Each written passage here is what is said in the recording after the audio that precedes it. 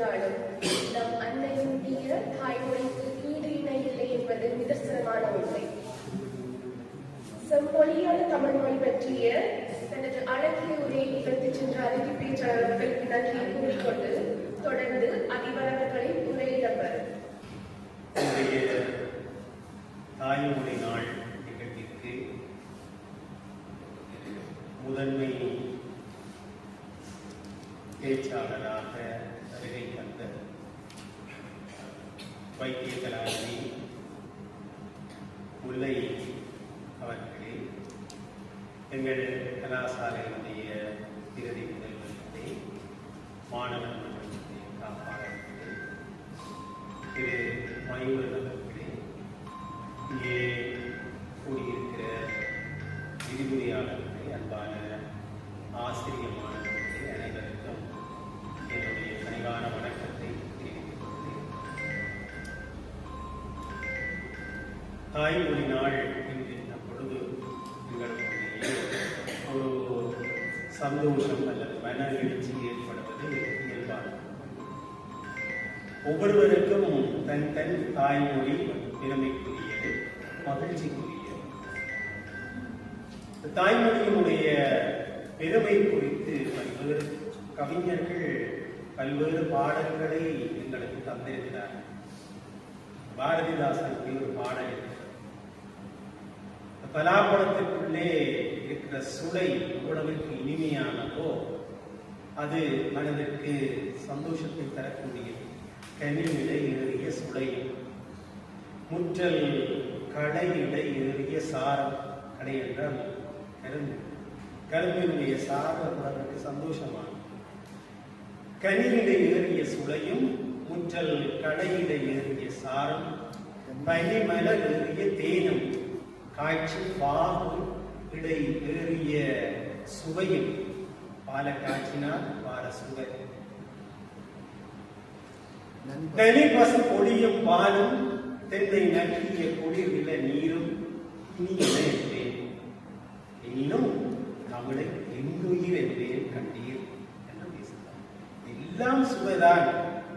காய்ச்சின பாலும் சுவைதான், தேனும் சுவைதான், பலாச்சுளையும் சுவைதான், கண்ணல் கரும்பினுடைய சாரம் சுவைதான்.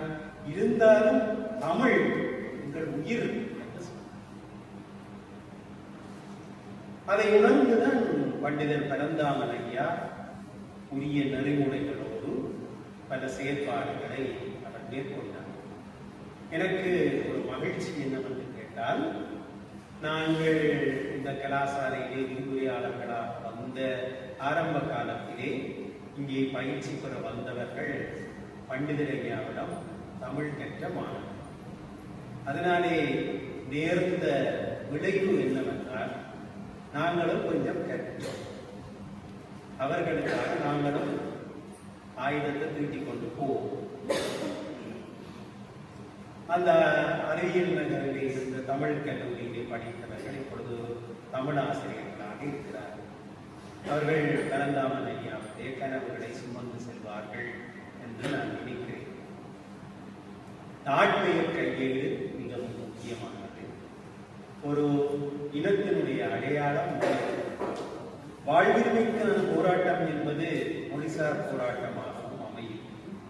அந்த வகையில் மொழி நிலை பெற்றிருக்கின்ற பொழுதுதான் எங்களுக்கான உரிமைகள் நிலை பெற்றிருக்கும். தமிழ் என்கின்ற மொழியின் அடையாளம் தான் தமிழர் என்கின்ற சாதி அடையாளமாக இருக்கிறது. உலக நாடுகளிடங்களும் இதே நிலைமைதான். அந்த வகையிலே நாங்கள் தமிழ் மொழி சார்ந்த பற்றுறுதியோடு செயற்பாடுகளை முன்னெடுத்தல் சால சிறந்ததாக அமையும். தாய்மொழி நாளின் பொழுது, ஒவ்வொரு தாய்மொழி நாளின் பொழுதும் நாங்கள் உறுதியெடுப்பதை போல அல்லது உணர்வு எழுச்சி கொள்வதை போல சில சிந்தனைகளுக்குள்ளே ஆட்படுகிறோம். தமிழிலே ஒப்பமிட வேண்டும். இது ஒரு நல்ல பழக்கம்.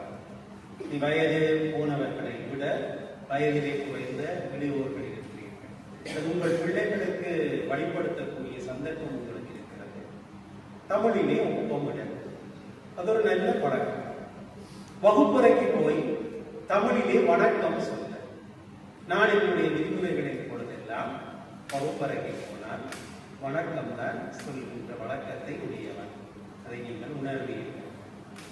நான் பெரும்பான்மை மக்கள் பயின்ற பாடசாலை சூழலை கூட பார்த்திருக்கிறேன்.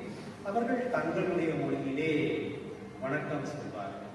அதற்கு பிறகுதான் ஆங்கில ஆசிரியராக இருந்தாலும் ஆங்கிலத்தை கற்பிக்க ஆரம்பிப்பார். ஆனால் எங்கள் மண்ணிலே இருக்கிற விழிப்புணர்வற்ற செயற்பாடு எப்படி இருக்கிறது என்றால், good morning students, good afternoon students போன வகுப்பில் என்ன பார்க்கிறாங்க மிச்சம் கதை தெரியாமல் எங்களுடைய செயற்பாடு அப்படிங்கிறது. ஆகவே இதையெல்லாம் சிறுக சிறுக நாங்கள் வாழைப்படத்திலே ஊசி ஏற்றியதை போல தமிழ் மொழி உணர்வை ஏற்றுகிற செயற்பாடு. தமிழிலே பெயர் சூட்டுகின்ற விடயத்தை பற்றியெல்லாம் இங்கே முல்லை அவர்கள் குறிப்பிட்டார். தமிழிலே ஒப்பமிடுதல், தமிழிலே வணக்கம் சொல்லுதல், அதே போல தமிழிலே பெயர் வைத்தல். ஆனால் இதிலே இன்னும் ஒரு துரதிருஷ்டத்தையும் சொல்ல வேண்டும். ஒரு காலத்திலே இங்கே மிகவும் ஆர்வத்தோடு பலர் தமிழ் பெயர்களை வைத்தார். எழிலன், எழிலி, குயிலன், இப்படி எத்தனையோ நல்ல நல்ல தமிழ் பெயர்கள் எங்கள் மண்ணிலே முகிழ்ந்தெழுந்தன. ஆனால் அதிலே இருக்கக்கூடிய இப்பொழுது இருக்கக்கூடிய ஒரு கவலையான விடயம் என்னவென்றால், 2007-8ஆம் ஆண்டு பிறந்த பிள்ளைகள், அதாவது 2009க்கு முன்னர் மன்னிப்பரப்பிலே பிறந்த பிள்ளைகள் பலர் தமிழிலே பெயர் சூட்டினார்கள். கட்டாயப்படுத்தப்பட்டார்கள் என்றும் சொல்கிறார்கள். அதை விட அவர்களுக்கு ஊக்குவிப்பு பரிசுகளும் வழங்கப்படும். ஆனால் அதிலே கணிசமாக வெளியிலே தெரியாத ஒரு செய்தி, பலர் இப்பொழுது தங்களுடைய பெயரை திருப்பி XNDC என்று மாற்றி இந்த துன்பியல் நிகழ்வு நேர்ந்து கொண்டிருக்கிறது. ஏனென்றால் எங்கள் சமூகத்திலே அப்படியே ஒரு பெயர் வைத்தவர் இளங்குமரன், அப்படி ஒரு பெயர் வைத்தவரை நாங்கள் கொஞ்சம் தரம் தாட்டி பார்க்கிற ஒரு வழக்கம் இருக்கிறதோ, அதனால் தான் அப்படி பெயரை மாற்றுகிறார்களோ. ஏனென்றால் இதற்கும் வேறு அரசியல் சார்ந்த அழுத்தங்களுக்கும் தொடர்பு இருக்காது என்று நான் உறுதியாக நம்புகிறேன். இது பெற்றோர் மத்தியிலே இருக்கக்கூடிய விழிப்புணர்வின்மையால் ஏற்படுகின்ற விடயம். எனவே இந்த விடயத்திற்கு ஒரு பரிகாரமாக இப்பொழுது பெயர் வைப்பதற்கு யாராவது கற்கண்டு கொடுத்து விட்டு அல்லது சாக்லேட் கொடுத்து விட்டு அடுத்து கேட்பார்கள், கொஞ்சம் பேர் எழுதிட்டார். பொதுவாக கற்கண்டு தின்றதற்கு நாங்கள் செய்கிற கைமாறாக ஒரு 10-15 பேரை வந்து கூட்டம். அப்ப பேர் வைக்கிறது என்றால் ஒவ்வொரு காலத்திலும், எனக்கும் என்னுடைய தந்தையுடைய பேர் சந்திர மௌலீசன், அது ஒரு நல்ல தமிழ் பெயர். அதிலே அவர் கொஞ்சத்தை வெட்டி எடுத்து நட்சத்திரத்துக்கு பொருத்தி லரீசனுக்கு பெயர் வைத்தார். ஒரு காலத்திலே பெயர் வைத்தவர்கள் அந்த பெயரை சொன்னால் நட்சத்திரம் சொல்லலாம். ஆனால் இப்பொழுது அப்படி வைப்பது குறைவு. இப்பொழுது நம்பர் சாத்திரம் பார்க்கிறார்கள்.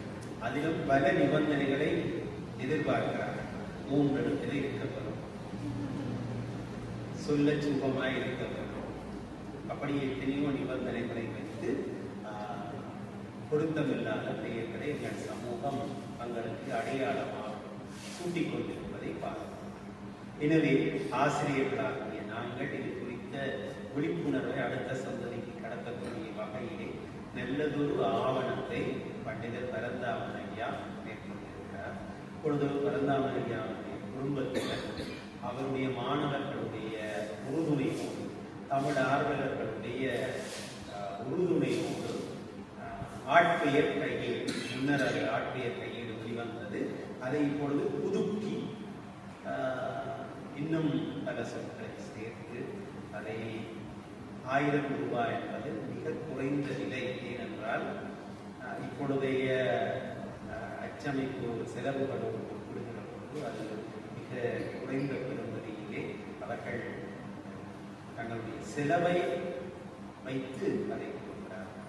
ஈடு செய்யும் வண்ணம் அதை கொடுக்கிறார்கள். அந்த வகையில் இந்த தாய்மொழி நாளிலே தாய்மொழி பற்றிய தமிழ் மொழி பற்றிய விழிப்புணர்வுகளை தந்தமைக்காகவும் அந்த நூலை அறிமுகம் செய்தமைக்காகவும் எங்கள் அன்பிற்குரிய டாக்டர் முல்லை அம்மா அவர்களுக்கு எங்களுடைய மனமார்ந்த நன்றி கூறி அவரை உங்களோடு இன்றைய தினம் இணைத்து வைத்த எங்கள் தமிழ்துறை விரிவுரையாளர் திரு வேல் நந்தகுமார் அவர்களுக்கு நன்றி கூறி இன்றைய தினம் தாய்மொழி நாள்